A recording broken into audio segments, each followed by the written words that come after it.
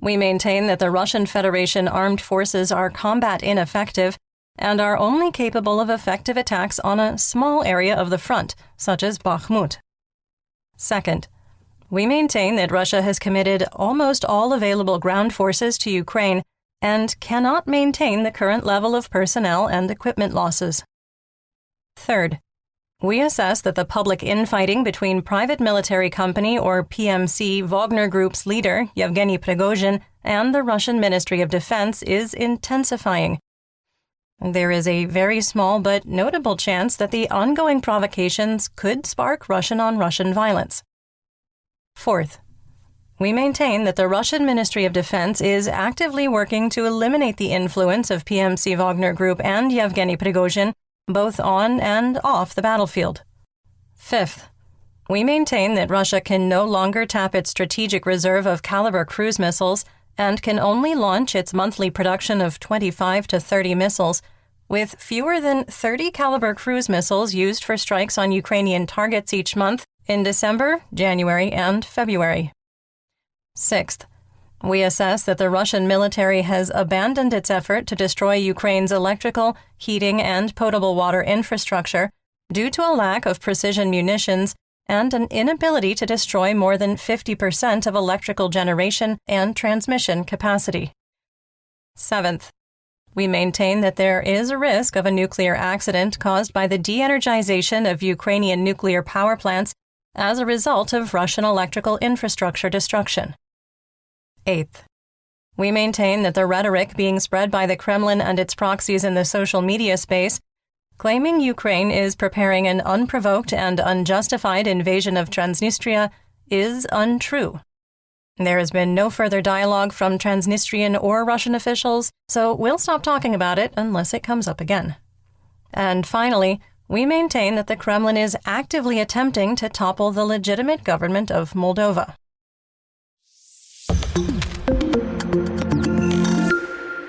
Let's get some regional updates, and since it's Monday, check in with both belligerents' objectives, starting with Kharkiv.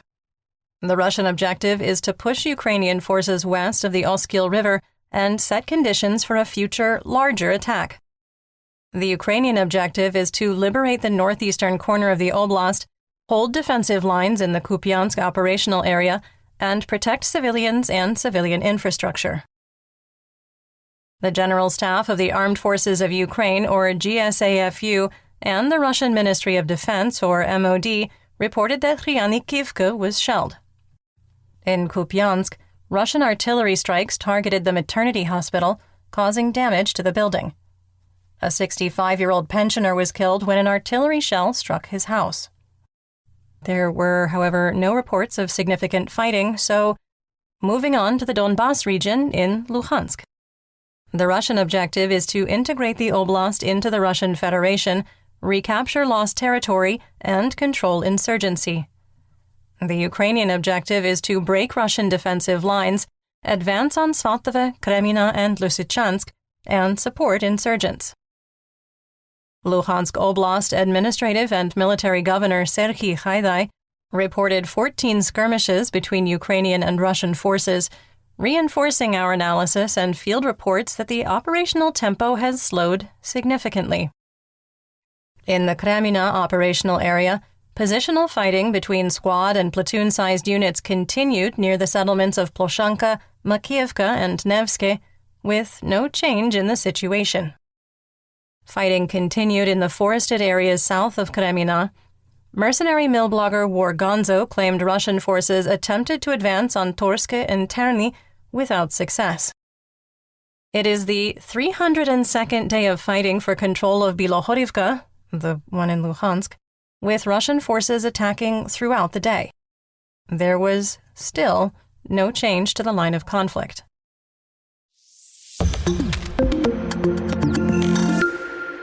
In northeast Donetsk, the Russian objective is to capture the entire region and integrate the oblast into the Russian Federation.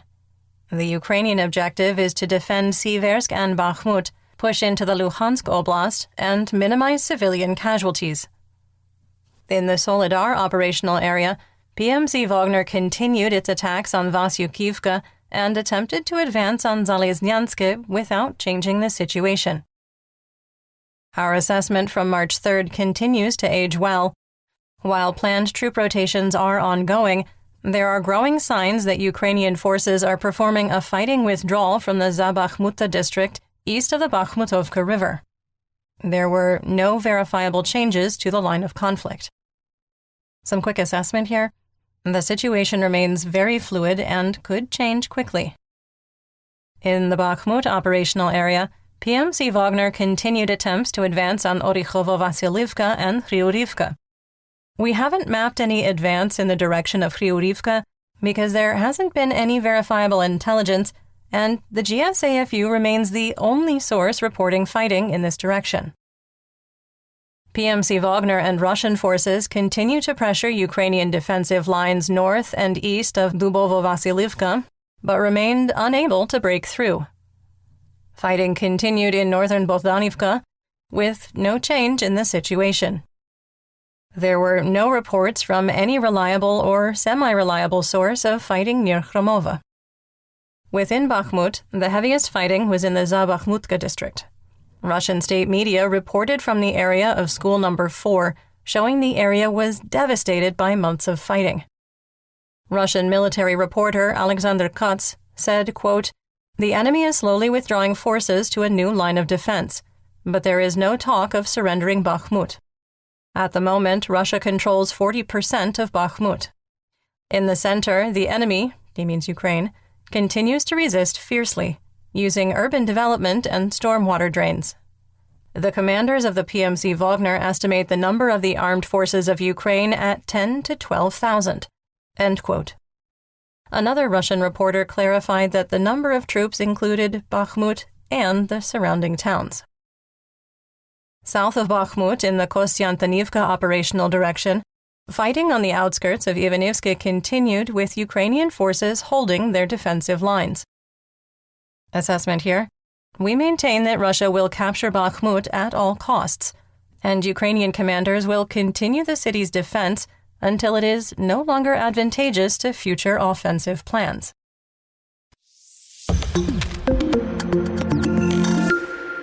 In southwest Donetsk, the Russian objective is to capture the entire region, integrate the oblast into the Russian Federation, and bring the insurrection across southwestern Donetsk under control. The Ukrainian objective is to lock Russian military assets in place, defend the existing line of conflict while finding and exploiting weaknesses, destroy troop concentrations and command and control sites, interdict supplies, and disrupt logistics. The 1st Army Corps, reinforced by Mobics, continued its wide-scale attacks across the Avdiivka operational area. Russian forces continued to send waves of light infantry toward the Krasnohorivka plateau and have maintained sustained attacks on Kamyanka, attempting to cross the H-20 highway. The 1st Army Corps attempted a head-on attack from Spartak in the direction of Avdiivka, suffered heavy losses, and was forced to retreat to the Minsk II border. Donetsk Oblast administrative and military governor Pavlo Kirilenko said the city was, quote, massively shelled through the night before the attempted Russian advance.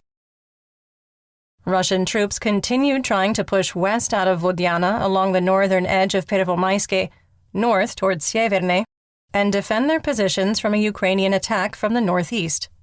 There was no change, and despite the continuous heavy attacks, the front is currently frozen. Attacks on the Ukrainian firebase at Nevelske continued, with one report of marginal gains made by Russian troops. In the Marinka operational area, fighting to the east of Krasnohorivka, in the center of Marinka, and east of Pobeda continued, with no change in the situation. In Russian-occupied Volnovacha, rockets fired by HIMARS struck a building complex that housed a command and control center and barracks for Russian troops. Russian officials claim the location was no longer in use, and there were no injuries or fatalities. You're listening to the Malcontent News Russia-Ukraine War Podcast. Our team of journalists, researchers, and analysts is funded by readers, listeners, and viewers just like you. To support independent journalism, please consider becoming a patron. You can find us on patreon.com/Malcontent News. Moving on to Zaporizhia.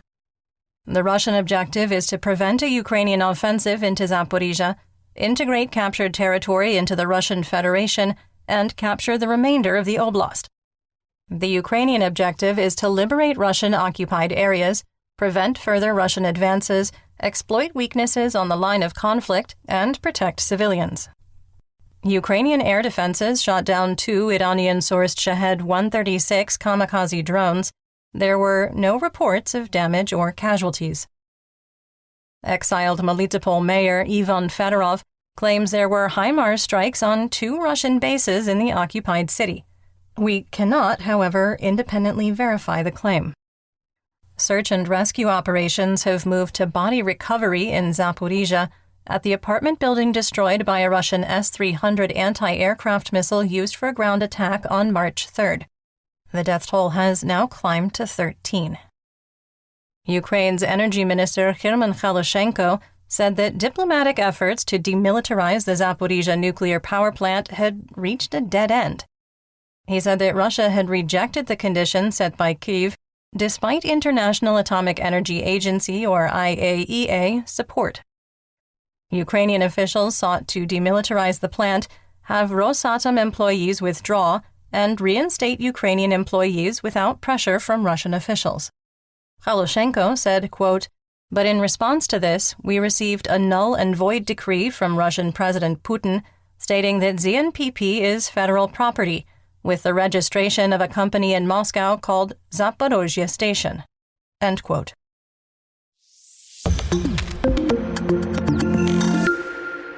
In the Black Sea, Crimea, Mykolaiv, and Odessa region, Operational Command South, or OCS, reported 16 Black Sea Fleet vessels on patrol, including 2 frigates and 2 Kilo-class submarines, capable of launching 24-caliber cruise missiles in total. In western and central Ukraine, the Russian objective is to launch terror attacks on civilians in an attempt to maximize casualties by deprivation of heat, water, and medical services, and break morale. The Ukrainian objective is to deter attacks and protect civilian lives. In Kherson, Russian and Ukrainian forces traded artillery strikes across the Dnipro River. Russian forces carried out 74 fire missions, launching 360 artillery shells, mortars, Grad rockets, indirect tank fire, and drone-delivered IEDs. The city of Kherson was shelled 4 times, targeting civilian areas. In Ponyativka, around noon, a house was hit by a mortar, killing a single mother and both of her children instantly. On March 4th, we reported that an ammunition depot was destroyed near Russian-occupied Holopristan. Well, now a large brush fire has expanded from the site of the strikes, with smoke visible from Kherson. In Dnipropetrovsk, 4 Iranian-sourced Shahed-136 kamikaze drones were shot down near Dnipro. There were no reports of damage or casualties. On the Russian front, a Russian Tu-22M3 strategic bomber, armed with at least one Cold War-era Kh-22 air-to-surface anti-ship missile, had to make an emergency landing at St. Petersburg's Pulkovo Airport. The reason for the emergency was unclear.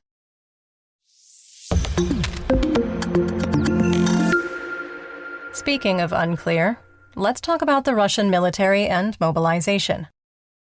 On February 28th, we reported that Mobics from the 352nd Motor Rifle Regiment were told their unit had been dissolved and they were being transferred to the DNR. They made a video appeal to PMC Wagner leader Yevgeny Prigozhin to join his PMC instead of becoming volunteer infantry for the 1st Army Corps. On March 1st, Prigozhin reported that the transfer had reached a, quote, impasse. In a late-night post from his Telegram channel, the leader of Wagner Group wrote, quote, "As for the mobilized, on March 2nd in the evening, I was informed that all the documents for them were signed, and the Mobics left for the location of the Wagner PMC. On the way, they were intercepted by the military police.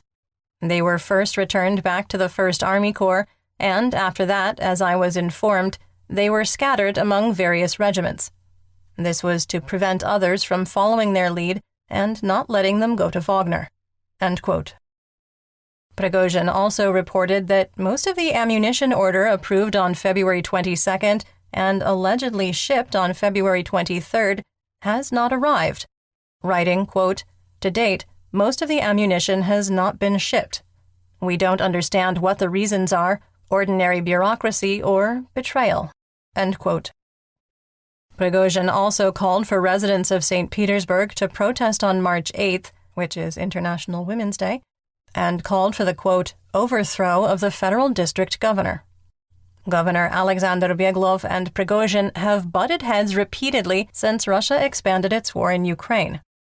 However, this is the first time the private military company leader has openly called for insurrection. Later in the day, Prigozhin took down his posts on social media. Some assessment: it is unlikely that Sergei Shoigu, and by proxy the Ministry of Defense he leads, and Prigozhin will back down. Unlike in the fall, the list of public allies Prigozhin has within the halls of the Kremlin has gotten much shorter.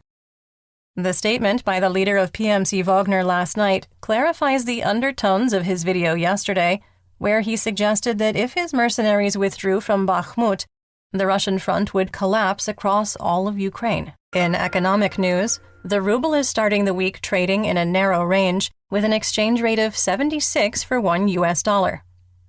West Texas Intermediate crude opens the week at $79 a barrel and Brent at $85. Russian Urals crude has climbed to an official price of $62 a barrel. That's the highest bid price since December 5, 2022. United States wholesale RBOB gasoline skyrocketed last week, with the price on the spot market climbing to $2.73 a gallon, or 72 cents a liter, a 13% increase. Dutch TTF natural gas futures continued declining, with April contracts at €43 per megawatt hour and May contracts falling to 44.